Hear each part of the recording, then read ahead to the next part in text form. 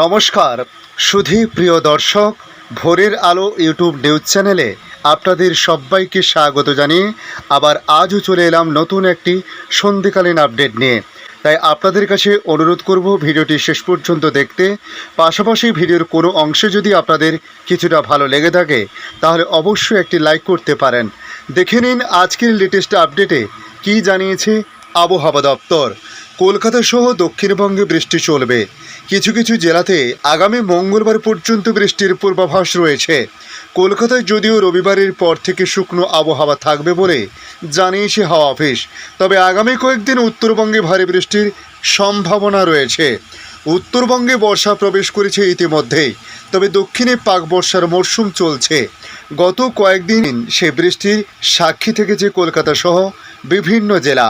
হাওয়া অফিসের পূর্বাভাস, রবিবার কলকাতা এবং দক্ষিণবঙ্গের সবকটি জেলাতে বজ্রবিদ্যুৎ সহ হালকা থেকে মাঝারি বৃষ্টি হতে পারে। সেই সঙ্গে বইতে পারে ঘন্টায় 30 থেকে 40 কিলোমিটার বেগে ঝোড়ো হাওয়া। উত্তর 24 পরগনা, দক্ষিণ 24 পরগনা, পূর্ব মেদিনীপুর এবং পশ্চিম মেদিনীপুরে হাওয়ার বেগ আরও বেশি থাকতে পারে। ঘন্টায় 40 থেকে 50 কিলোমিটার বেগে হাওয়া বইতে পারে এই 4 জেলাতে। আগামীকাল সোমবার দক্ষিণবঙ্গে 8টি জেলায় বৃষ্টির সম্ভাবনা রয়েছে। সেই তালিকায় অবশ্য নেই কলকাতা।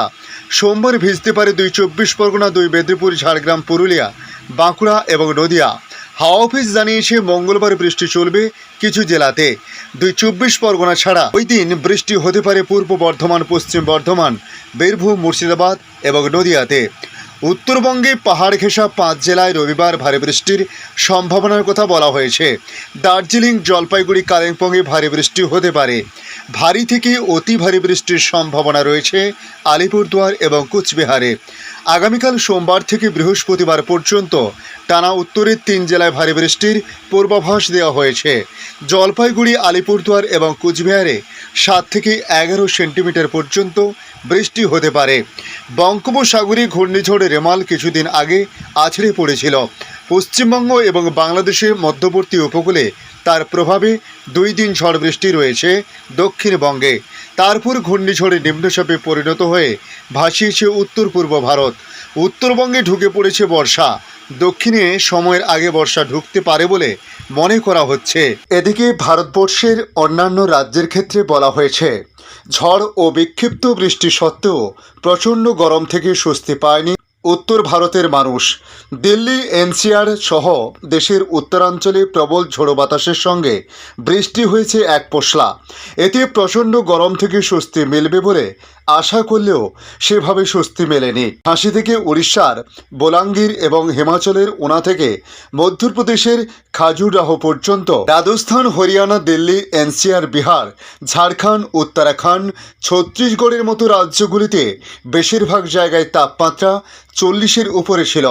কোনো কোনো স্থানে সর্বোচ্চ তাপমাত্রা 45 ডিগ্রি সেলসিয়াসেরও বেশি চলে গিয়েছিল বলে জানানো হয়েছে। অন্যদিকে দক্ষিণ ভারত এবং উত্তর পূর্ব ভারতের আবহাওয়ার ধরন বদলেছে।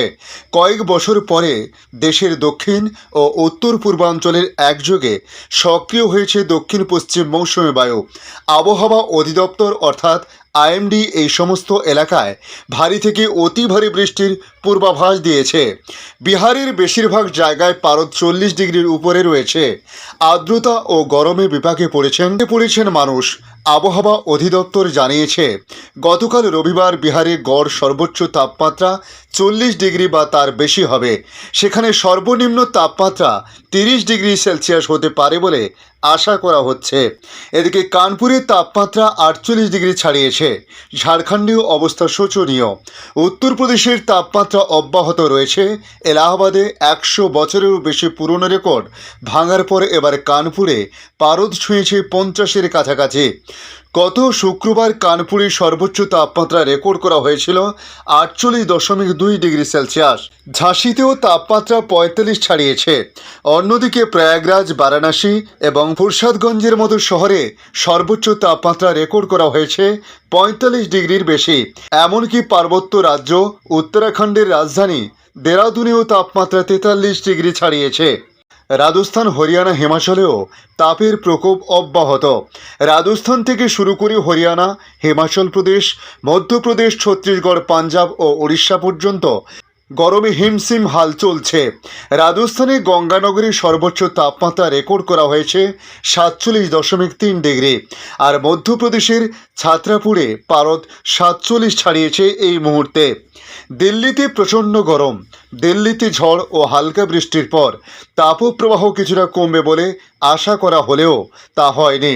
তবে দক্ষিণ ভারতের আবহাওয়ার বিষয় বর্ষা নিয়ে বলা হয়েছে।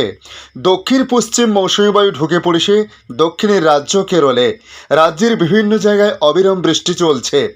আবহাওয়া দপ্তরের সর্বশেষ পূর্বাভাস অনুযায়ী গতকাল শনিবার কেরলের বেশিরভাগ জায়গায় ভারী বৃষ্টিপাত হয়েছে। তবে আজও সেই সম্ভাবনা উড়িয়ে দিচ্ছে না তারা। এদিকে বাংলাদেশ আবহাওয়া দপ্তর তাদের সর্বশেষ আপডেটে জানিয়েছে, আজ শুরু হয়েছে তাপপ্রবাহ। ঘূর্ণিঝড় রেমালের প্রভাবের পর সারা দেশে কিছুটা স্বস্তি বিরাজ করলেও গত কয়েকদিন থেকে বাতাসে আর্দ্রতা বেশি থাকায় ভ্যাপসা গরম অনুভূত হচ্ছে দেশের 16টি জেলায় মৃদু তাপপ্রবাহ বয়ে যাচ্ছে। তবে আজ সকাল 9টা থেকে পরবর্তী 72 ঘন্টার আবহাওয়ার পূর্বাভাসে এ তথ্য দেওয়া হয়েছে। পূর্বাভাসে বলা হয়েছে, ঢাকা, টাঙ্গাইল, ফরিদপুর, মাদারীপুর, রাজশাহী, পাবনা, সিরাজগঞ্জ, রংপুর, মৌলভীবাজার, চাঁদপুর, নোয়াখালী, বগেরহাট, যশোর, বরিশাল, পটুয়াখালী ও ভোলা জেলাসমূহের উপর দিয়ে মৃদু তাপপ্রবাহ বয়ে যাচ্ছে এবং তা কিছু কিছু জায়গা হতে প্রশমিত হতে পারে বলে জানানো হয়েছে। একই সময়ে সারা দেশে দিনের তাপমাত্রা সামান্য হ্রাস পেতে পারে এবং রাতের তাপমাত্রা প্রায় অপরিবর্তিত থাকতে পারে। অন্যদিকে রংপুর, ময়মনসিংহ ও সিলেট বিভাগের অনেক জায়গা, ঢাকা, রাজশাহী ও চট্টগ্রাম বিভাগের কিছু কিছু জায়গা এবং খুলনা, বরিশাল বিভাগের 2-1 জায়গায় অস্থায়ীভাবে দমকা হাওয়া সহ হালকা থেকে মাঝারি ধরনের বৃষ্টি বা বজ্রসহ বৃষ্টি হতে পারে। সেই সঙ্গে রংপুর, ময়মনসিংহ ও সিলেট বিভাগের কোথাও কোথাও মাঝারি ধরনের ভারী থেকে ভারী বর্ষণ হতে পারে বলে জানিয়েছে আবহাওয়া অফিস। আবহাওয়াবিদরা জানিয়েছে, মৌসুমী বায়ু সারা দেশে বিস্তার হলে বৃষ্টির সম্ভাবনা বেড়ে যায়। তবে মৌসুমী বায়ু সক্রিয় হবে আরও 1 সপ্তাহ পর, তখন সারা দেশে বৃষ্টিপাত বাড়বে।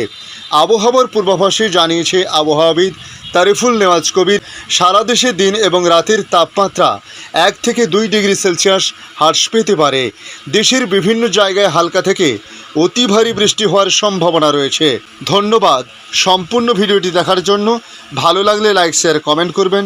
কমেন্টে অবশ্যই জানাবেন আপনার এলাকার নাম। বর্তমান সেখানকার আবহাওয়ার পরিস্থিতি কী রয়েছে তা জানাতে ভুলবেন না। পাশাপাশি নতুন বন্ধুদের কাছে রিকোয়েস্ট করব, চ্যানেলটি সাবস্ক্রাইব করে রাখুন, তাহলে পরবর্তী আপডেটগুলি অতি সহজে আপনাদের কাছে পৌঁছে যাবে। ভালো থাকুন, সুস্থ থাকুন। ধন্যবাদ।